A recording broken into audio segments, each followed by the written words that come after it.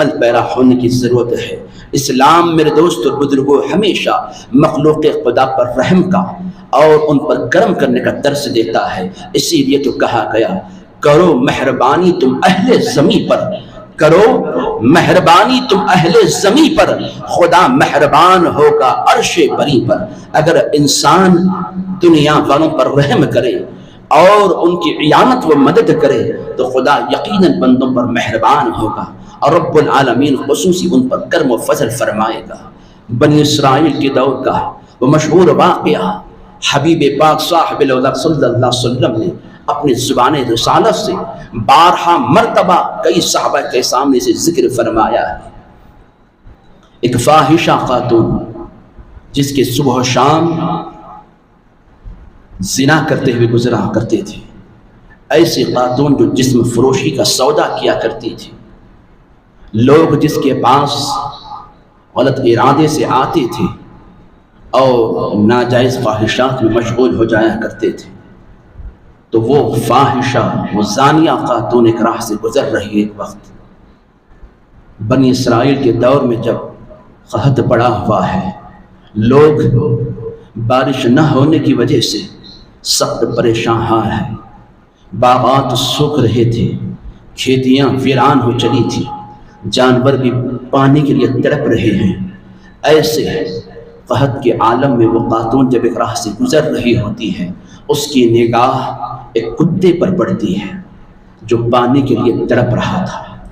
خاتون نے دیکھا کہ یہ کتا ہے، پیاس کی وجہ سے تڑپ رہا ہے، اطراف میں نگاہ ڈالی تو اسے ایک کنواں دکھائی دیا۔ سوچا چلو اس کنویں سے پانی نکالتی ہوں اور اس کتے کو سیراب کرتی چلوں۔ یہ سوچ کر وہ خاتون کنویں کے قریب گئی۔ پانی نکالنے کے ارادے سے جب کنویں پر پہنچتی ہے، دیکھا کہ کنویں میں پانی تو موجود ہے مگر نکالنے کے لیے کوئی وہاں پر آلہ موجود نہیں ہے، نہ کوئی ڈول ہے، نہ کوئی رسی ہے، نہ کوئی ایسی شے جس کے ذریعے سے پانی کو نکالا جا سکے۔ بنی اسرائیل کے دور کی وہ فاحشہ خاتون اپنے سر سے دوپٹے کو اتارتی ہے اور اس کے بعد اپنے پیر سے جوتے کو اتارا، اس دوپٹے کے ذریعے سے جوتے کو باندھتی ہے اور کنویں میں چھوڑ دیتی ہے۔ جوتے میں جتنا پانی آتا ہے وہ پانی لیتی ہے اور وہ کتا جو تڑپ رہا تھا اس کے چہرے پر اس کے منہ میں ٹپکانے لگتی ہے۔ کئی مرتبہ اس نے ایسا ہی عمل کیا، یہاں تک کہ وہ پیاسا کتا جو تڑپ رہا تھا گویا اسے پانی جب مل جاتا ہے تو گویا اس کی پیاس بجھ جاتی ہے۔ جو موت کے قریب پہنچ چکا تھا، پانی کے ملنے پر گویا دوبارہ اسے زندگی حاصل ہو جاتی ہے۔ بس وہ کتا وہاں سے دم ہلاتے ہوئے گزر جاتا ہے، وہ خاتون بھی وہاں سے گزر گئی، مگر وحدہ لا شریک خالق ارض و سما نے اس وقت کے جو نبی تھے اس نبی پر وحی نازل فرمائی۔ خدا نے حضرت جبرائیل کے ذریعے سے اس نبی کو پیغام بھیجا، کہا اے نبی فلاں خاتون کو بلوا کر کہنا اس کے زندگی کی جتنے گناہ اب تک اس سے ہوئے ہیں، خواہ جانے انجانے میں جتنے گناہ اس نے کیے ہیں، سارے گناہوں کو خدا نے بخش ڈالا ہے۔ وقت کے نبی نے پوچھا مولا کس عمل کی بنا پر؟ وحدہ لا شریک نے کہا کہ سنو، اس نے ایک مخلوق پر رحم کیا ہے، ایک پیاسے کتے کی اس نے مدد کی ہے۔ وہ کتا پیاس سے تڑپ رہا تھا، لہٰذا پانی پلانے کا عمل مجھے بھا گیا اور میں نے اس کتے کو پانی پلانے کی بنا پر اس نے زندگی میں اس زانیہ خاتون نے جتنے گناہ کیے تھے سارے گناہوں کو معاف کر دیا۔ اللہ اکبر کبیرہ۔ آپ غور کیجئے، سرور کائنات آقا دو جہاں صلی اللہ علیہ وسلم نے اس واقعے کو ذکر کر کے امت کو یہ تعلیم دے رہے ہیں۔ رب تبارک و تعالی اپنی مخلوق سے اتنی محبت فرماتا ہے، اس کی مخلوق میں ادنا سی ادنا بھی شے، وہ کتا جسے لوگ حقارت سے دیکھتے ہیں،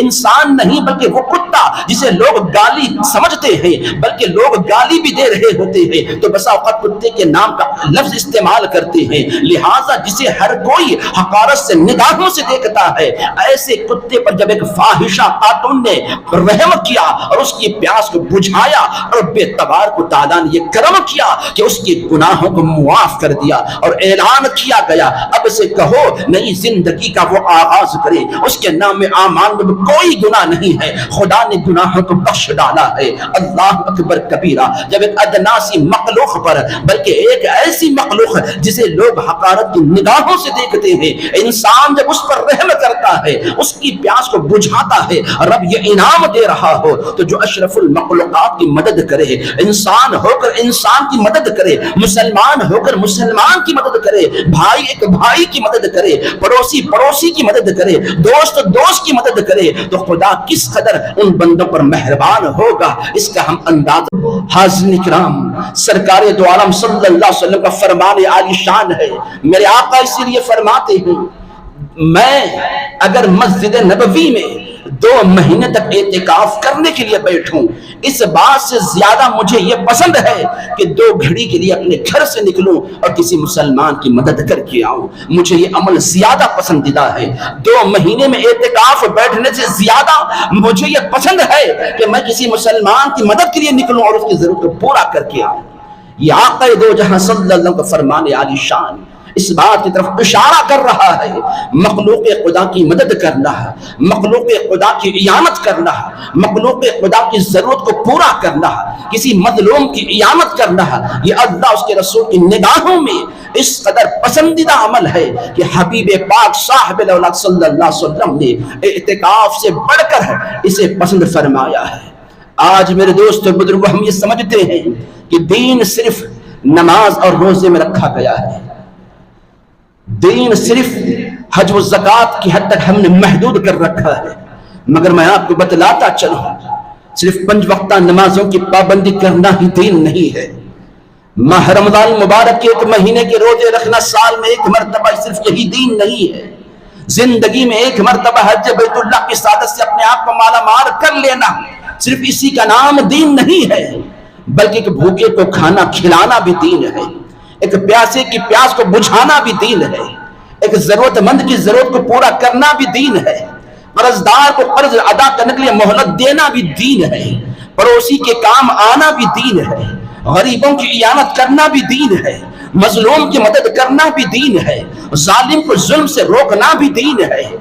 حبیب پاک صاحب الاولاد صلی اللہ علیہ وسلم کے یہ وہ تعلیمات ہیں میرے دوستوں اور بزرگوں جس پر آج عمل پیرا ہونے کی ضرورت ہے۔ اسلام نے میرے دوستوں اور بزرگوں سرور کائنات آقا دو جہاں صلی اللہ علیہ وسلم نے بات